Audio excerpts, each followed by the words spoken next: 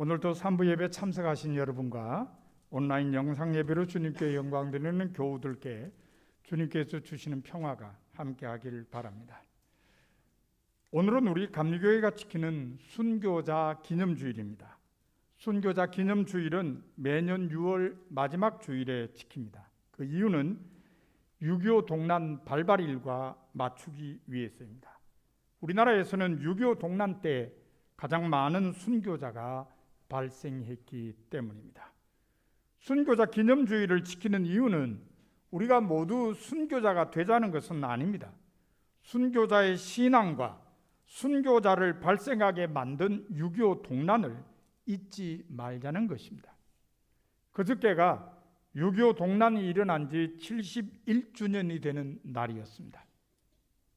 전쟁이 일어나자 3일 만에 서울을 빼앗기고 한 달 만에 낙동강까지 후퇴하는 긴급 상황이 벌어졌지만 이 전쟁은 3년 1개월 동안 밀고 밀리는 접전으로 이어졌습니다.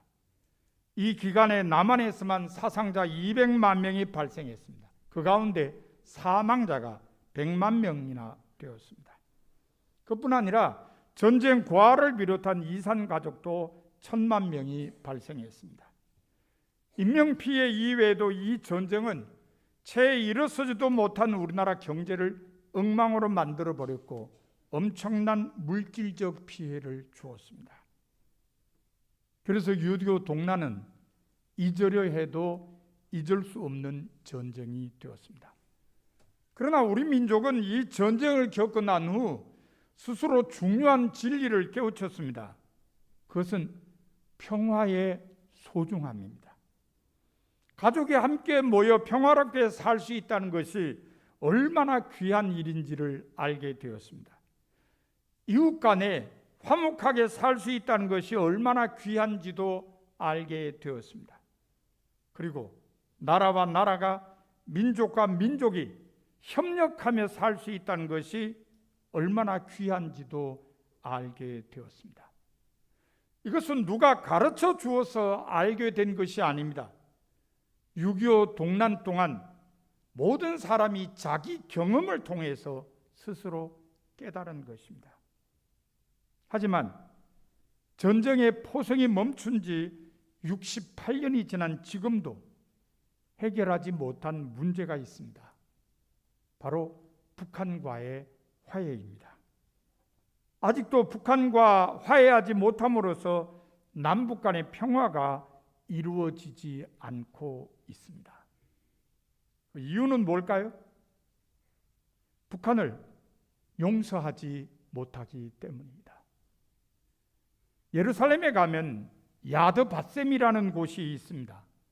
홀로코스트 희생자를 위한 이스라엘의 공식 추모관입니다. 제2차 세계대전 중에 600만 명에 달하는 유대인이 홀로코스트로 살해되었습니다. 아우슈비츠를 비롯한 여러 수용소의 소각장에서 동물처럼 불태워졌습니다. 1958년에 세워진 야드바셈은 이 희생자들을 위한 기념관입니다. 이곳에는 추모관을 비롯하여 홀로코스트 역사박물관, 어린이 추모관, 회당, 아트박물관, 교육센터, 도서관 등이 있습니다. 그래서 성지 순례객들이 많이 다녀옵니다. 전시관 맨 끝에 이런 글이 쓰여 있습니다. 그들을 용서해 주자. 그러나 잊지는 말자. 600만 명이 살해당한 아픔을 가진 민족이 쉽게 할 수 있는 말은 아닙니다. 그러나 이스라엘 사람들은 앞으로의 평화를 위해서 가해자들을 용서해 주자고 선언했습니다. 우리는 6.25 동란을 얘기하면 늘 우리가 입은 피해만을 거론합니다. 하지만 전쟁을 일으킨 북한은 우리보다 더 큰 피해를 보았음을 생각해야 합니다. 지난 4월에 한국외국어대학교 한국학과 교수인 김태우 박사가 쓴 냉전의 마녀들이라는 책이 출판되었습니다. 이 책은 지난 2013년에 출판된 김태우 박사의 책 폭격과 연관된 책입니다. 두 책 모두 6.25 동란 동안에 미 공군의 공중 폭격과 관련된 내용을 다루기 때문입니다. 그동안 미국은 6.25 동란 동안 군사 목표만을 제한적으로 공격했다고 주장해 왔습니다. 그러나 김태우 박사의 조사에 의하면 중공군이 개입해 전쟁의 판도가 바뀌자 1950년 11월 5일 메가더 장군은 미 공군 사령관에게 북한 민간인이 거주하는 도시와 농촌 지역 자체를 군사적 목표로 간주하고 소위탄으로 불태워 없애버리라는 공세적 명령을 하달했습니다. 이것은 초토화 정책의 시작이었습니다. 그로 인한 피해는 엄청났습니다. 예를 들면 신의주 시에는 1950년 11월 8일, 그러니까 메가더 장군이 명령을 내린 지 사흘 후가 되는 날입니다. 하루 동안에 8만 5천여 발의 소위탄이 떨어져서 5천여 명 이상의 사상자가 발생했습니다. 뿐만 아닙니다. 폭격으로 인해 여러 도시가 폐허가 되었습니다. 파괴율은 만포진이 95%, 회령이 90%, 삭주가 75%, 강계도 75%에 달했습니다. 거의 모든 도시가 완전히 파괴된 것입니다. 미 공군의 폭격이 계속되자 당시 김일성을 비롯한 북한 지도부는 북한 지역의 피해가 자기들이 감당할 수준을 넘어섰다고 판단했습니다. 그래서 정전 협상에서 미국에 커다란 양보를 하고서라도 하루빨리 전쟁을 끝내길 바랬습니다. 그러나 중국이 포로송환 원칙 때문에 자국의 위신을 지키려고 반대함으로써 북한의 피해는 눈덩이처럼 커졌습니다. 이듬해인 1951년 5월 16일 밤 18개 나라에서 모여든 21명의 여성이 중국 선양을 출발해 전쟁이 한창이던 북한의 신의주에 발을 들였습니다. 이들은 당시 가장 영향력 있는 국제 여성 단체로 꼽히던 국제민주여성연맹의 초청으로 6.25 동란의 참상을 조사하기 위해 파견된 조사위원회 위원이었습니다. 조사위원회는 10여일 동안 평양을 비롯하여 원산, 신천, 안악, 남포, 철원, 개천, 강계 등 북한의 여러 지역을 조사한 뒤 우리는 고발한다라는 제목의 조사 보고서를 냈습니다.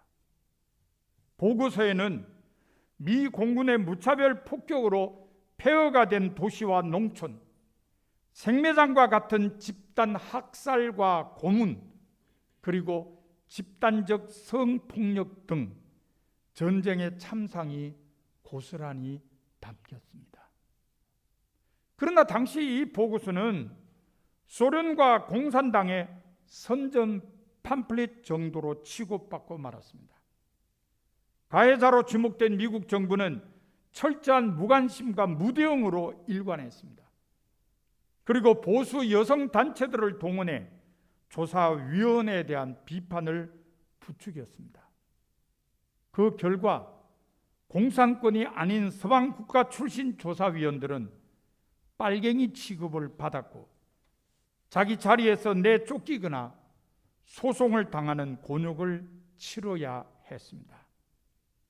국제민주여성연맹은 조사위원회를 파견했다는 이유 때문에 유엔에서 모든 지위를 박탈당했습니다. 그러나 조사위원들은 심한 박해를 받았음에도 단 한 명도 위원회 최종 보고서의 내용을 부정하는 발언을 하지 않았습니다. 그래서 조사위원들은 모두 마녀가 되고 말았습니다. 김태우 박사는 폭격과 냉전의 마녀들이란 두 권의 책을 통해 북한 지역의 피해와 전쟁의 참상을 자세하게 알려주었습니다. 전쟁을 일으킨 북한은 우리보다 더 큰 피해를 보았고 더 잔혹한 전쟁의 참상을 겪었다는 것입니다. 이와 같은 사실은 우리가 북한을 용서해야 함을 생각하게 합니다. 비록 전쟁을 일으킨 흉악한 죄를 저질렀지만 그로 인해 엄청난 피해를 보았고 잊을 수 없는 전쟁의 참상을 겪었기 때문입니다. 2011년에 개봉한 미국 영화 가운데 웨이백이라는 것이 있습니다. 돌아가는 길이라는 뜻의 제목입니다. 죽은 시인의 사회라는 영화로 잘 알려진 피터 위어 감독이 만들었습니다. 내용은 이렇습니다. 1940년 역사상 최악의 시베리아 강제노동 수용소라고 불린 캠프 105에서 7명의 수감자가 목숨을 건 탈출을 감행했습니다. 도중에 길을 잃은 소녀를 만나 일행은 8명이 되었습니다. 이들은 굶주림과 눈보라와 싸우며 바이칼호를 찾아 남쪽으로 걸었습니다. 바이칼호를 만나기 전 살을 파고드는 추위로 인해 야맹증이 있는 한 명이 밤에 길을 잃어 얼어 죽었습니다. 바이칼호를 따라 남쪽으로 내려오던 중에 그림을 잘 그리는 한 명도 죽었습니다. 러시아의 국경을 벗어날 즈음에 깡패 출신인 사람이 자기는 자기 나라 러시아에 남겠다고 떠나갔습니다. 바이칼호 남쪽에서 지옥보다 더 고통스러운 고비 사막의 더위로 소녀도 죽고 말았습니다. 남은 4사람이 히말라야 산맥을 넘었습니다. 티베트에 도착하자 미국 국적인 사람은 미군 부대를 찾아갔습니다.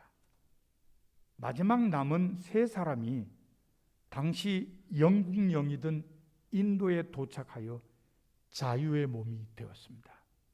장장 11개월에 걸쳐 6,500km를 걷는 여정이었습니다.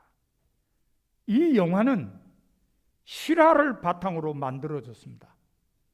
탈출을 시도하고 대장으로 사람들을 이끈 슬라보미르 라비츠가 1956년에 당시 정착해 살던 영국에서 회고록 형식으로 정리하여 출판한 책 The Long Walk를 영화로 만든 것입니다. 라비츠는 폴란드 바르샤바에서 폴란드인 아버지와 러시아인 어머니 사이에서 태어났습니다. 어머니의 영향으로 어려서부터 러시아어에 능통했으며 대학에서 건축학을 전공했습니다. 1937년 폴란드군에 입대해 기갑부대 중위가 되어 귀향했습니다. 그러나 2년 후인 1939년 소련에 의해 간첩 혐의로 체포되어 강제노동 25년형을 선고받고 시베리아의 수용소로 이송되었습니다. 라비치는 수용소에 이송되자 곧바로 탈출을 계획합니다. 수용소 소장은 탈출해봐야 얼어 죽거나 굶어 죽게 될 것이며 사람들을 만나면 그들이 다시 수용소로 오게 만들 것이라고 엄포를 놓습니다. 하지만 라비치는 탈출 계획을 세우며 사람들을 모았습니다. 바이칼호를 따라 남쪽으로 가면 몽골에 도착하고 고비 사막과 히말라야 산맥을 넘으면 인도에 갈 수 있다고 확신한 겁니다. 라비치의 탈출 계획은 성공했습니다. 11개월간 6,500km를 걸어서 인도까지 간 것입니다. 16,250리 길입니다. 우리나라 길이를 삼천리라고 하니까 우리나라 길이의 5배 이상을 걸었습니다. 그것도 그냥 평범한 길이 아니라 살을 파고드는 시베리아의 추위와 지옥보다 더 고통스러운 고비 사막의 더위와 험난한 설산인 히말라야 산맥을 넘어야 하는 길이었습니다. 라비치는 왜 이런 무모한 탈출을 감행했을까요? 그것은 자기 아내를 용서해 주기 위해서였습니다. 라비치가 간첩 협의로 체포되었을 때 증거는 없었습니다. 그런데 라비치가 간첩이라고 증언한 사람이 있었습니다. 바로 라비치의 아내였습니다. 라비치의 아내는 라비치 앞에서 라비치가 간첩 활동을 했다고 증언했습니다. 이 증언으로 인해 라비치는 강제노동 25년형을 선고받고 시베리아 수용소로 이송되었습니다. 라비치는 자기 아내가 고문으로 인해 거짓 증언을 했음을 알아차렸습니다. 그리고 그 거짓 증언 때문에 자기 아내는 평생 후회와 탄식과 아픔으로 살 수밖에 없다고 여겼습니다. 그래서 라비치는 수용소에 이송되자 바로 탈출하려고 했습니다. 자기 아내에게 돌아가서 용서한다라고 말을 해주어야 아내는 죄책감을 버리고 평안하게 살 수 있다고 믿었기 때문입니다. 그래서 영화 중간중간에 라비치는 집으로 돌아가는 꿈을 꿉니다. 라비치의 바램을 그렇게 감독이 표현한 것입니다. 그리고 영화의 마지막 장면은 라비치가 꿈속에서와 마찬가지로 집으로 가서 아내를 만나는 것입니다. 라비치는 아내로부터 미안하다라는 말을 듣지 못했습니다. 용서해 달라는 말도 듣지 못했습니다. 고문 때문에 어쩔 수 없었다라는 변명도 듣지 못했습니다. 하지만 라비치는 자진해서 아내를 용서했습니다. 그리고 용서한다라는 말을 전함으로써 아내를 평안하게 해주고 싶었습니다. 그래서 탈출을 감행했으며 장장 11개월 동안 시베리아의 추위와 고비 사막의 더위와 그리고 히말라야 산맥의 눈보라를 이겨내며 16,250리 길을 걸었습니다. 여러분은 누군가를 용서하기 위해 이런 고생을 해본 적이 있습니까? 누군가에게 용서한다는 말을 해주기 위해 목숨을 건 적이 있습니까? 성서에 의하면 인간이 하나님의 명령을 어김으로 인해 하나님과 인간의 관계는 파괴되었습니다. 그로 인해 인간은 하나님께서 만드신 에덴 동산에서 쫓겨나게 되었으며 삶의 고통과 죽음을 경험해야 하는 존재가 되었습니다. 그러함에도 불구하고 하나님께서는 죄에 빠진 인류와 관계를 회복하고 화해하기 위해 예수 그리스도를 이 땅에 보내셨습니다. 그래서 누가복음 2장 14절에 보면 예수께서 탄생하실 때 천군 천사가 노래하기를 지극히 높은 곳에서는 하나님께 영광이요 땅에서는 하나님이 기뻐하시는 사람들 중에 평화로다라고 했습니다. 예수님을 통해 하나님과 화해할 수 있게 되기에 땅에서는 하나님께서 기뻐하시는 사람들 가운데 평화라고 노래한 것입니다. 오늘 본문에 의하면 하나님께서 이러한 예수님의 모습을 통해 모든 그리스도인에게 한 사명을 깨닫게 하셨습니다. 바로 화목하게 하는 직분입니다.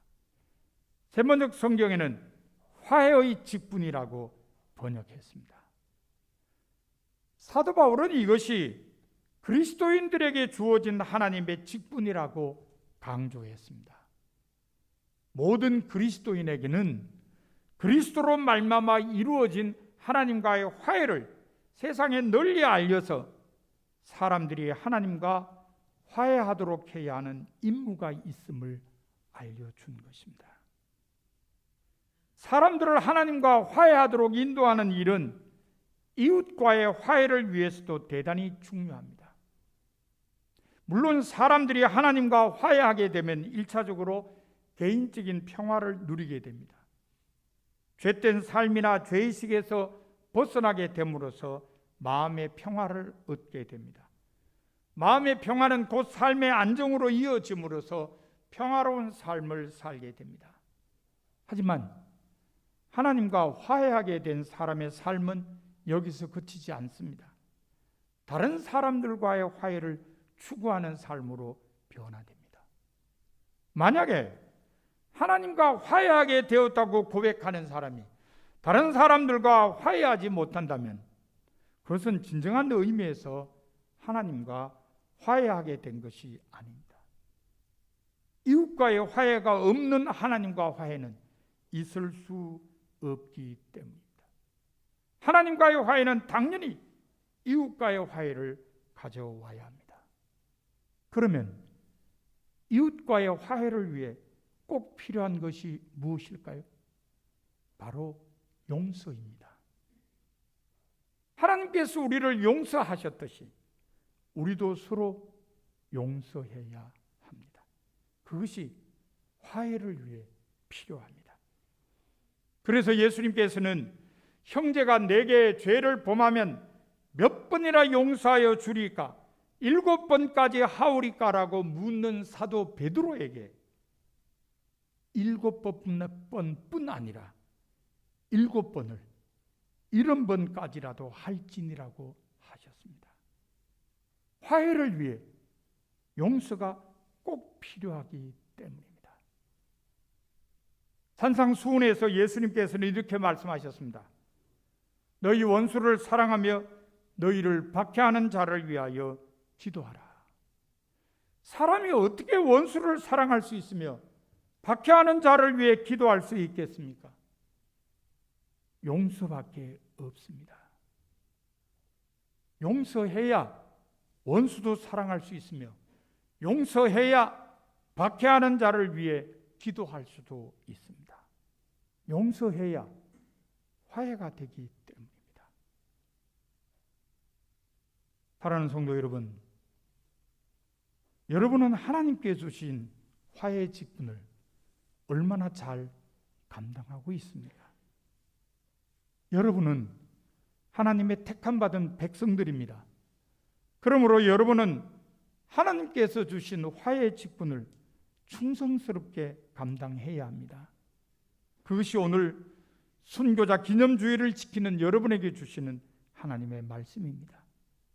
여러분 모두 먼저 하나님과 화해하고 더 나아가 다른 사람을 용서하고 화해하셔서 화해의 직분을 잘 감당하는 성도가 다 되시기를 바랍니다.